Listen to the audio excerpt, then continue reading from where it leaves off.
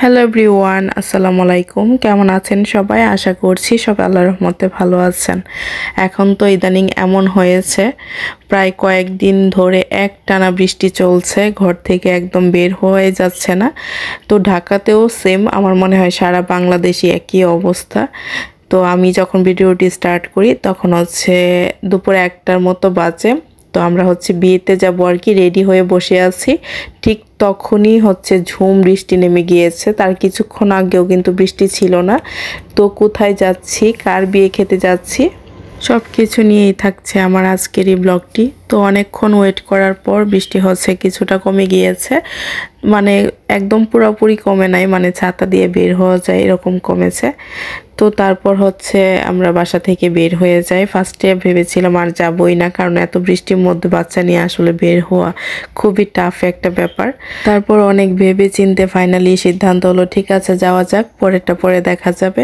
আর বাসা থেকে বের হয়ে তো অবস্থা দেখি খুবই ভয়ানক, রাস্তা তো খুবই খারাপ, জ্যাম ছিল তার মধ্যে। মানে কি যে একটা ভয়াবহ পরিস্থিতি পার হয়ে গিয়েছিলাম আমরা কালকে বিয়েতে। আর এখানে আমি আপনাদেরকে কি দেখাচ্ছিলাম বলেন তো দেখি।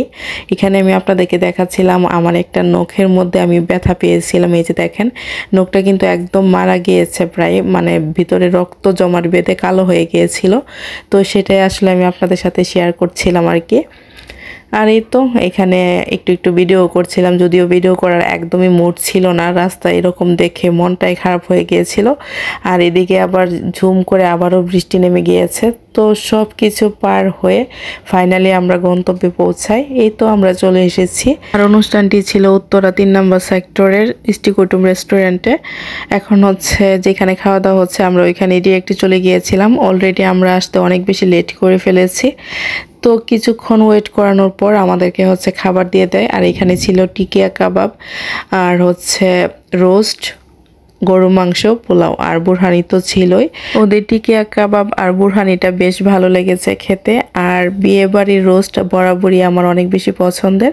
বাসায় যতই রোস্ট খাই না কেন, বিয়ে বাড়ির রোস্টের মতো হয় না। তো যাই হোক, এখানে নতুন বর কনে খেয়ে নিচ্ছিল। আর এবার আপনাদেরকে বলি কার বিয়েতে গিয়েছিলাম। এটা ছিল আমাদের পাশের বাসার আন্টির একমাত্র ছেলের বিয়েতে। ওই আন্টি খুবই ভালো একজন মানুষ। উনি প্রায় 2 সপ্তাহ আগে থেকে আমাদেরকে দাওয়াত দিয়ে রেখেছে যে বিয়েতে মাস্ট বি যেতে হবে। আর বিয়ের 2 দিন আগ থেকে উনি এসে বলছিলেন যে কোথায় কি হবে, মানে টাইম সব কিছু একদম বলে গিয়েছে। মানে খাওয়া দাওয়া শেষ করে আমরা খুব একটা দেরি করি নাই, আন্টিকে বলে তারপর আমরা বাসার উদ্দেশ্যে রওনা দিয়ে দিই, কারণ তখন বৃষ্টিটা কিছুটা কমে গিয়েছিল। ভাবলাম এই সুযোগে তাড়াতাড়ি বাসায় যাওয়া যাক। আমরা অলরেডি উত্তরা জমজম টাওয়ারের কাছে চলে এসেছি। এখানে আসার পর বেশ কিছুক্ষণ জেমেও বসেছিলাম। আর জেমে বসে থাকার সময় এক ছোট পিচ্চি আমার মেয়ের হাতে বেলুন ধরিয়ে দিয়ে গিয়েছে। পিচ্চিটা বেশ ছোটই হবে, মেবি 4-5 বছর হবে বয়স। খুবই খারাপ লাগছিল আসলে দেখে। পরিস্থিতি মানুষকে অনেক কিছুই বাধ্য করায় করতে। তো এই আর কি, আজকের মতো এই পর্যন্তই। সবাই ভালো থাকবেন, সুস্থ থাকবেন। আল্লাহ হাফেজ।